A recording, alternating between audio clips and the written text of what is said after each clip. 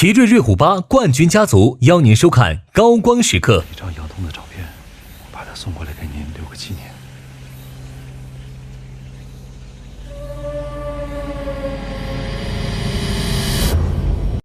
同样的酒店房间，更便宜的价格，不怕比价的同程旅行邀您收看《三体》，与热爱共呼吸的新康泰克邀您观看《三体》。荣耀80系列 1.6亿像素超清影像，邀您收看《三体》。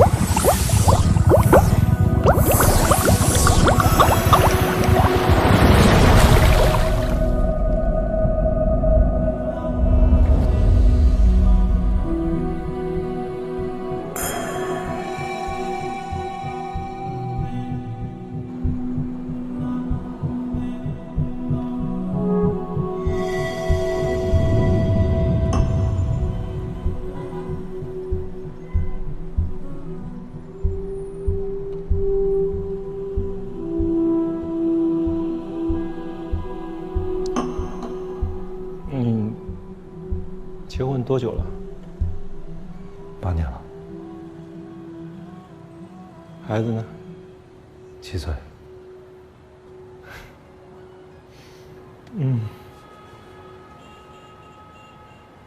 我这房子本来买的就是结婚用的，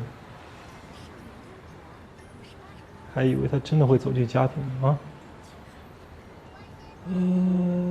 杨东，哎，他就像天上的星星一样，给你特别特别的雨，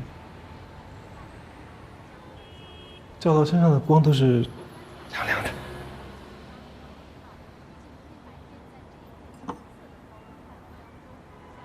今天下午你离开之后，作战中心的人找我单独谈了，希望我能够加入科学边界组织。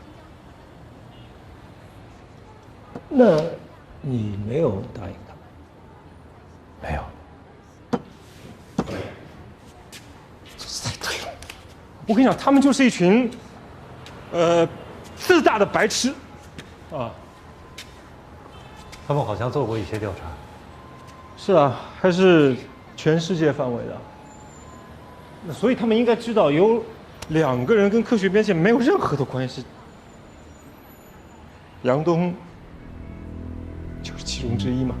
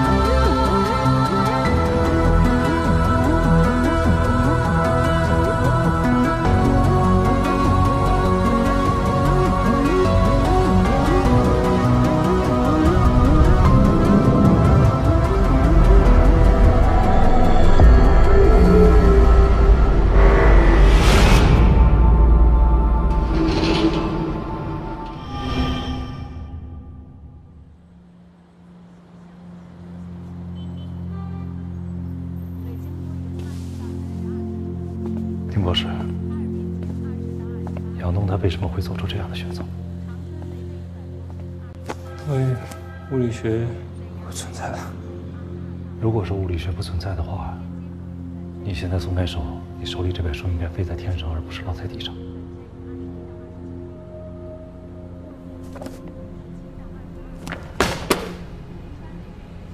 对啊，如果物理学不存在，薛定谔就不应该在地，应该在天上嘛。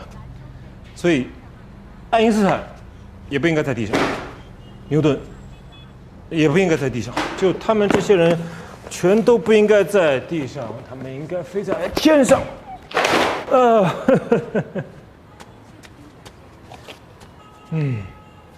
都在地上。会玩这个吗？会一点。我杨东特别喜欢，因为它让我们想起了加速器中的粒子对撞。帮我收一下。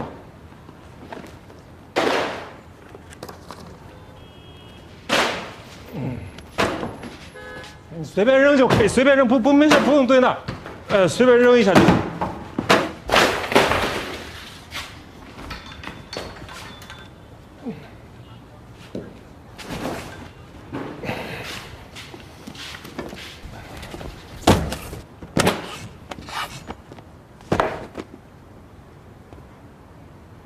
那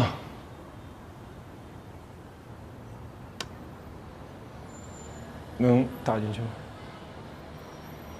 一般人都应该可以吧。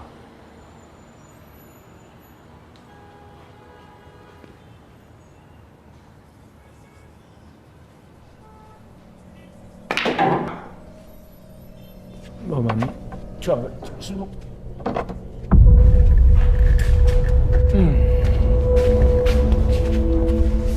对，好，可以。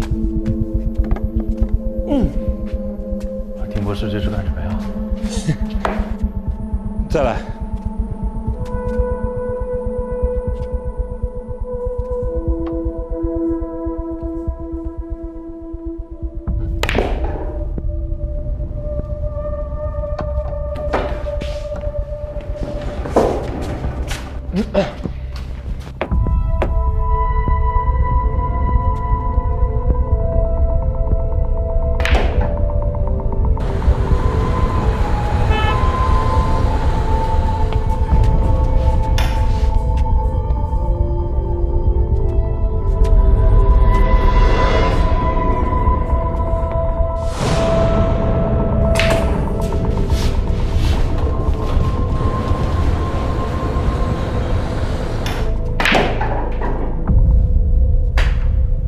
我们现在实验结束，我们来分析一下这个结果。我们一共进行了5次撞击实验嘛，前面4次都是在不同的位置、不同的时间，然后第5次跟第1次是在同样的位置，但是不同的时间。所以这样结果你不惊讶吗？5次撞击实验结果都一样啊。什么意思啊？我想请你用物理学的语言解释一下这样的结果。物理学的语言啊。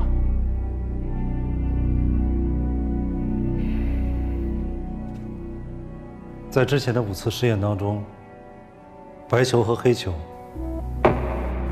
质量没有任何变化，位置关系如果以台球桌作为参照系的话，也没有任何的变化。白球撞击黑球，速度相当基本上没有变化。所以导致2个球在碰撞的时候产生的动量交换也没有变化，这就是为什么每一次黑球都可以打入洞中的原因。所以你现在发现了一个非常伟大的定律，就是物理规律在时间和空间上它是均匀的。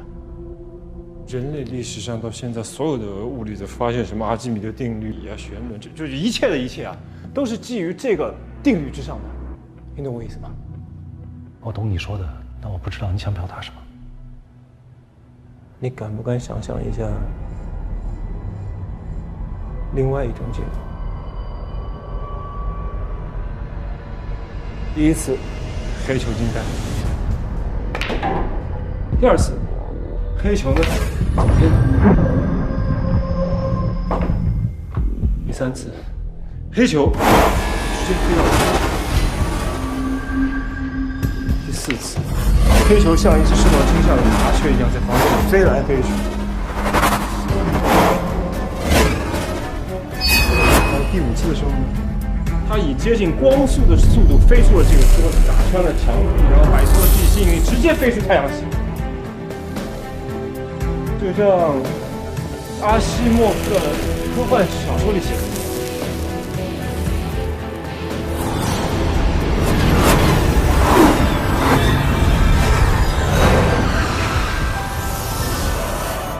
那如果是像这样的一些实验结果的话，你会怎么想？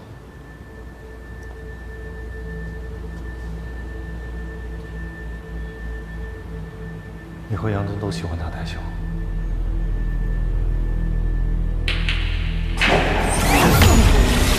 是因为打台球让你们想起了加速器里面的粒子碰撞，所以这样的事情真的发生了，在亚龙的实验室里。 9点07分的第1次数据，10点22分的第2次数据，10点50分的第3次数据均不一致，与计算数据也不一致，实验失败。发生了，可这本来就是实验的一部分，对于实验来讲，这很正常。对，就实验老师说，就数据不正常是正常的嘛，对吧？但这次不一样。 就我们回到台球啊，如果第4次它这个黑球像麻雀一样飞来飞去，然后第5次黑球飞出了太阳系，那这样的结果，如果我需要你来验证的话，你能用推论得出来吗？我是研究应用物理的，对于这些我不太懂，但是我觉得应该不可能。这是你发给死者的传真，这几份都是吗？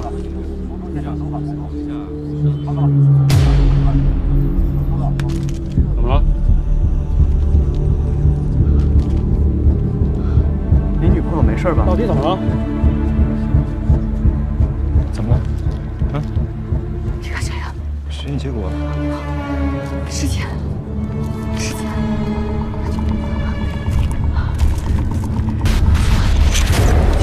我能救你。严重完全相同的数据。 在他实验根本没有结束之前，已经交到了曼菲教授的手上，绝对不可能。在已知的物理学内，绝对不可能。我们觉得不可能，是因为我们现在相信物理学。杨东凌真活了，我也不知道，我也想知道嘛。就如果真的是这样的话啊，那么。 物理规律中的时间跟地点均匀这件事情就不存在了，那也就意味着，也就是说物理学不存在了。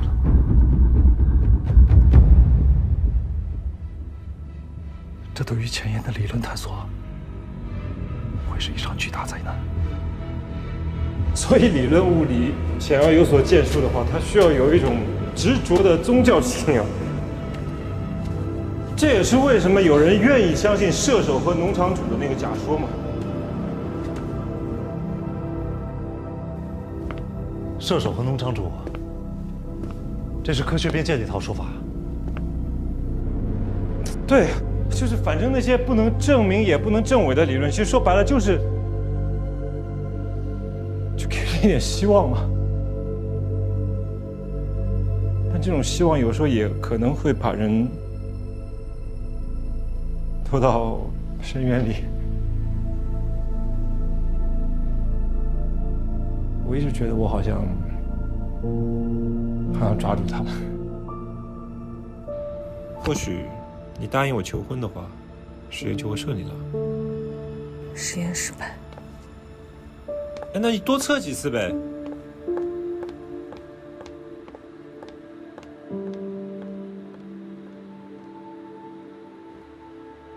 我可能错了。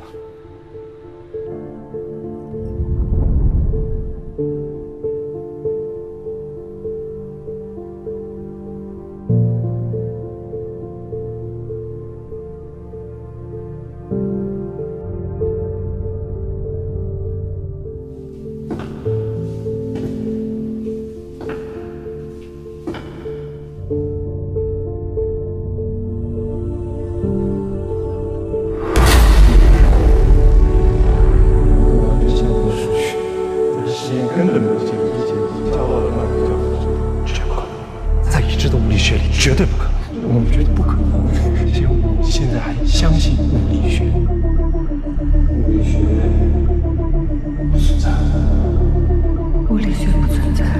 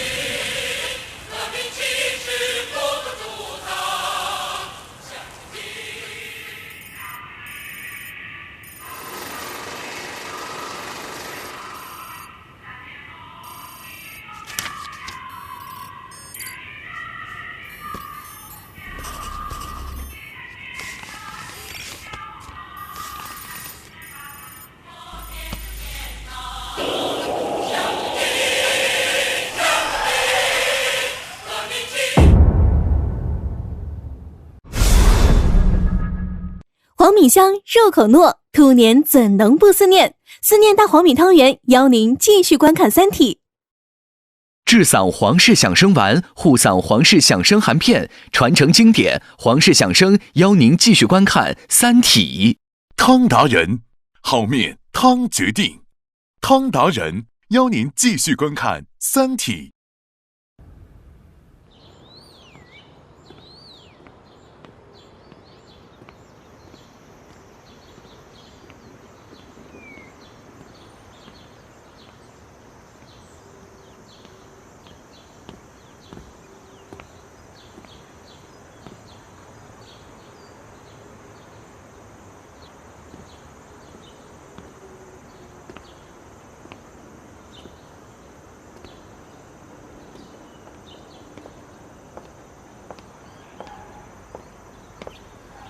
你好，欢迎你重新回到科学边界。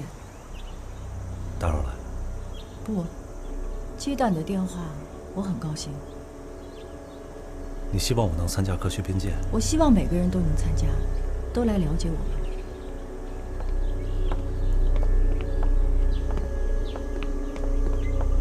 我还是不能完全接受你们的理论，虽然它听起来是很吸引人的。任何事物，在你开始怀疑并且想突破它的时候，是最吸引人的阶段。所以我们的名字叫边界。在这个地方能有这么大一个院子，主人一定不是一个普通人吧？这是我们一位会员的私宅，提供出来给我们做交流用。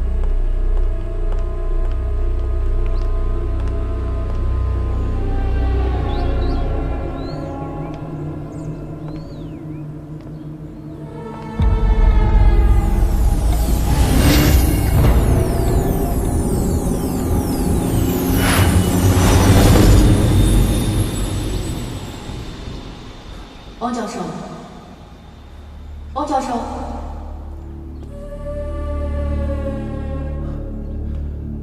这位会员是研究量子纠缠的吧？是的。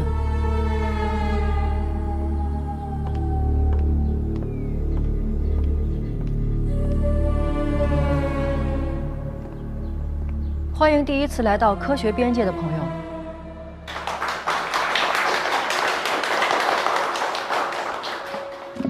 也欢迎重新回来的汪淼教授。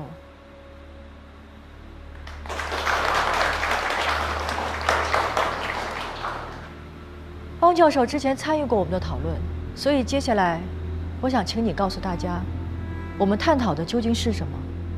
应该是射手和和农场主的假说。假设有一名神枪手，在一个靶子上每隔10厘米打出一个洞。设想这个靶子上生活着一种2维智能生物，他们中的科学家在对自己的宇宙进行观察后，发现了一个伟大的定律：每隔10厘米单位必然会有一个洞。他们把这个神枪手一时兴起的随意行为看成自己宇宙中的铁律。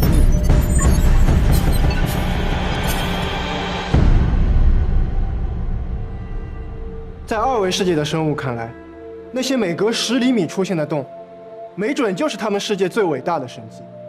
或许他们正准备进去冒险，甚至在研究勘测设备到底用哪种材料才能更快、更安全地去探秘。或许就是纳米材料。还有一种，农场主假说，一个农场里有一群火鸡，农场主每天上午11点来给他们喂食。火鸡中的一名科学家观察这个现象，一直观察了近1年都没有出现例外。于是，他也宣布了自己宇宙中的伟大定律：每天早上11点就有食物降临。到了11点，农场主又来了，但是今天是感恩节，食物没有降临。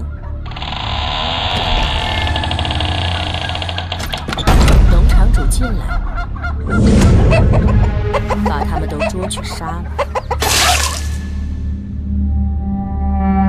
我们有可能是那个靶子上的2维科学家，也有可能是农场里的火鸡科学家。如果在这个世界中确实存在一种超自然能力——射手，那么射手所掌握的规律就是真相。牛顿的经典力学在微观世界完全没有，而爱因斯坦的相对论放到量子世界又遇到更多问题。如果科学有边界，那么我们很可能快要触碰到的就是那个边界。2维生物接触到的真相不是真相，因为在他们的世界，根本接触不到真正的真相。他们的科学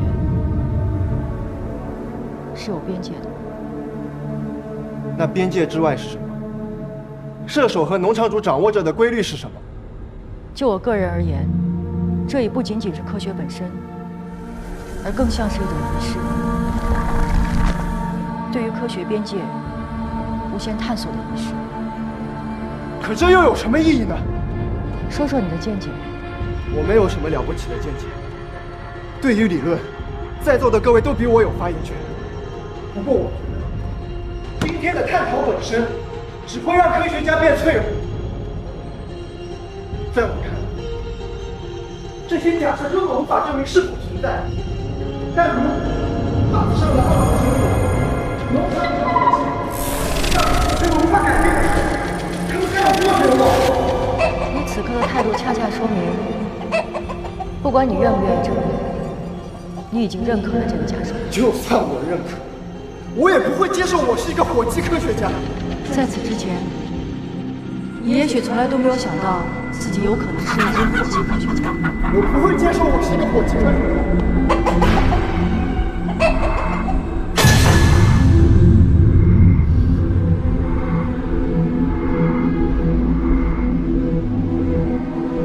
申博士，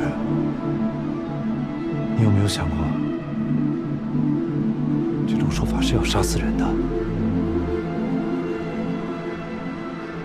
农场里的火鸡本来就该在感恩节那天死去。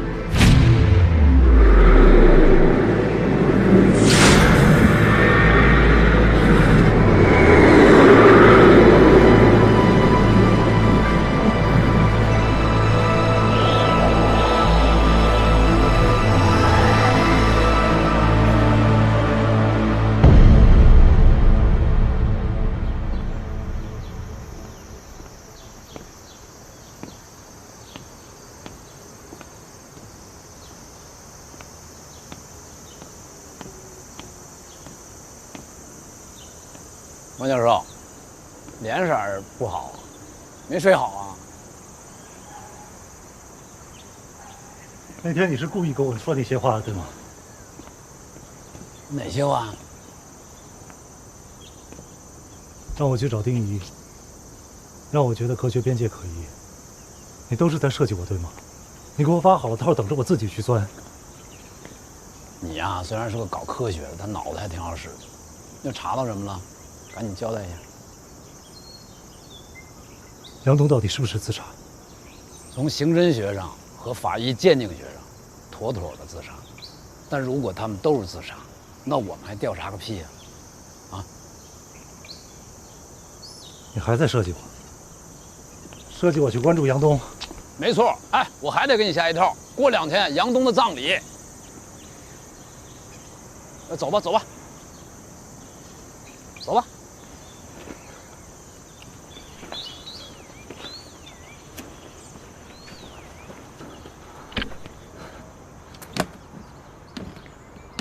干嘛呀？开车送我下山。那是我车吗？你就拽？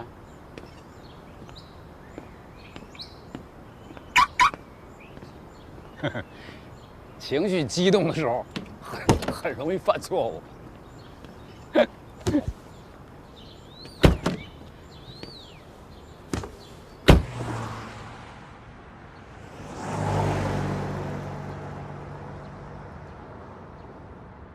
他去找了丁仪，又去找了申玉飞。别得意太早，这能说明什么呢？我敢打赌，他一定会出现在杨东的葬礼上。为什么？不为什么呀？我觉得这个汪淼很特殊啊。哎，老常，这都这么长时间了啊，就一个科学家自杀案，你这么大个作战中心，真的一无所获吗？你该跟我说说啊！你都把我调来有一段时间了。我这个作战中心所有的事情都要向你汇报吗？你就把科学家的案子给我查清楚就行了。行，放心，我就从汪淼这儿把这案子给你破了。但是，咱们俩说好的，你可别忘了。我停职的事儿，你得帮我解决了。我没帮你吗？你停了吗？你在我这儿不干得好好的吗？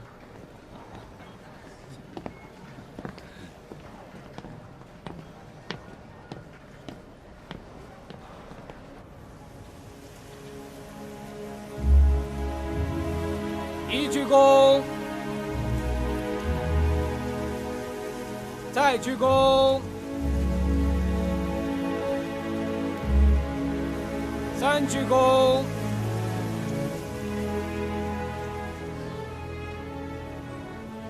家属回礼。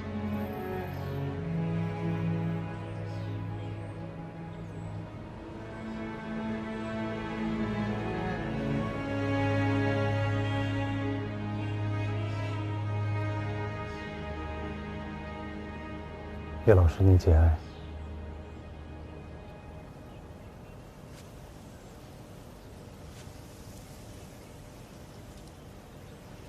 你是？我是杨东的朋友，我叫汪淼。谢谢。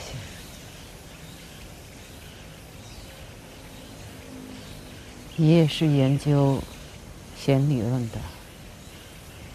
不是，我是研究纳米的，应用物理。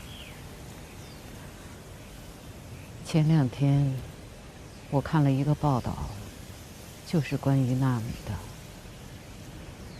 说的是一种超强度纳米材料，叫飞刃。那个就是我们现在这个实验室研究的方向。很大胆，很有前瞻性。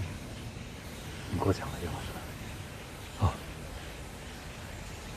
前些天在良乡超弦模型验证试验那天，刚巧拍了一张杨东的照片，我把它送过来给您留个纪念。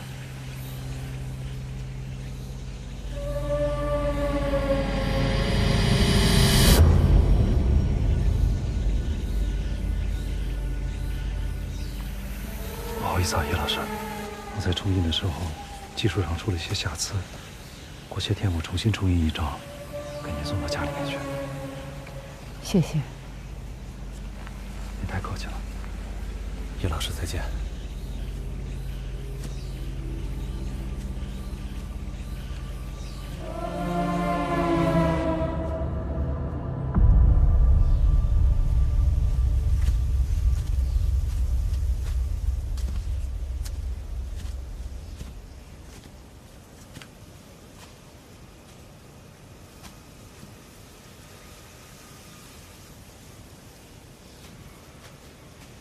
一身黑挺帅呀。我知道你想说什么。我来这儿纯粹是为了对一位科研人员的尊重和悼念。我跟你解释清楚了吗？别再跟着我了。我要你解释了吗？你跟那个叶文洁、杨东他妈聊了很久啊？久吗？节哀，顺便。再见，需要那么久吗？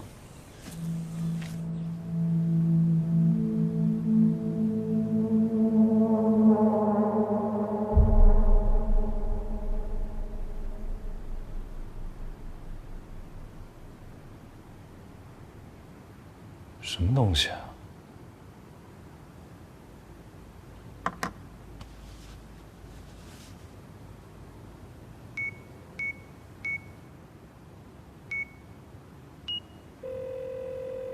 喂，哎，小王，哎，老李啊，怎么了？哎，什么情况啊？我让你帮我洗那一卷照片你机器是不是有什么问题啊？为什么照片上面全都带码啊？这不可能啊！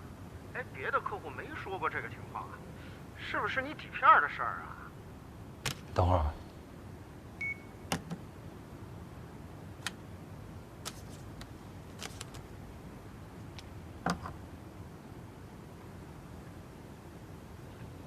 底片上也有，是胶卷的问题吧？我胶卷也是在你那儿买的。不能吧？哎，你相机的问题吧？会不会是调色计时窗了？不是，你什么机器啊？我徕卡呀，1988年的 M2，全机械手动的。哟，那可是好玩意儿啊！你可真舍得啊？不对呀，你这款机器应该没有计时功能。不是，就算有计时器的话，它也不可能出现在照片的正中间啊。那我就不知道了，要不你再查查。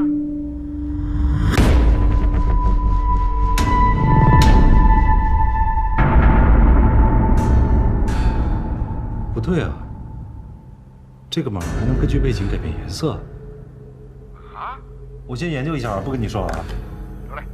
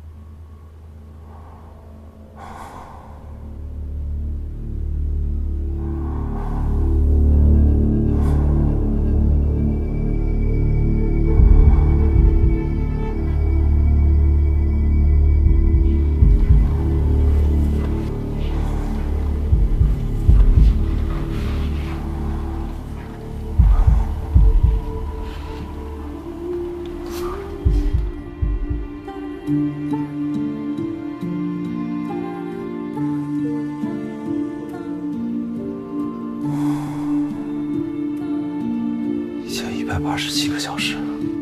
Just a matter of time. Should we say goodbye, or should we keep it all?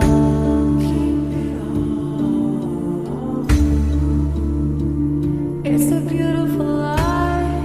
You can make it true if you want to, with the cost of all.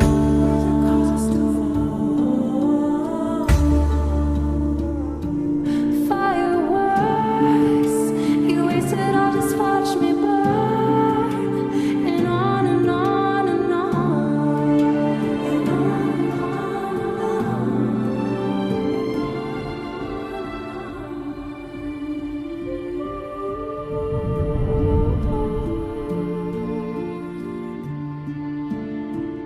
We can fight it back, step in with our lives, or shall we keep it all? 1187个小时，49天，49天之后发生什么呀？With the cost of all.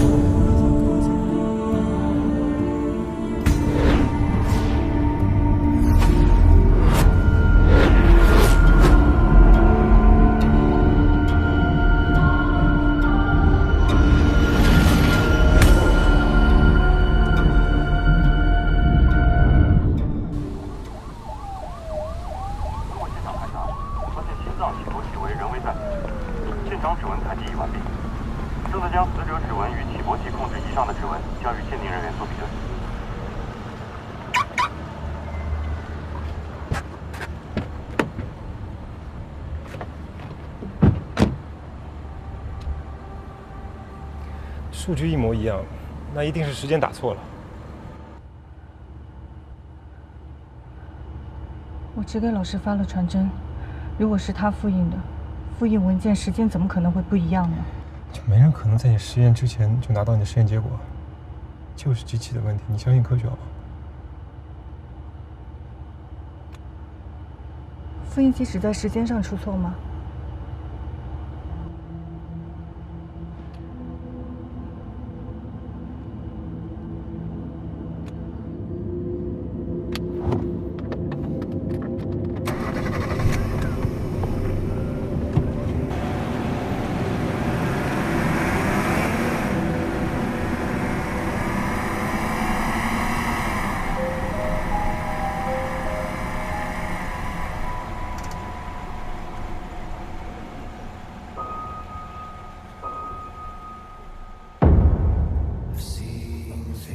？Your people wouldn't believe. Soon my planet will vanish. I know in the future your people wouldn't think. Soon your planet will be punished. I've seen things your people wouldn't believe. Soon my planet will vanish. I know in the future your people wouldn't think. Soon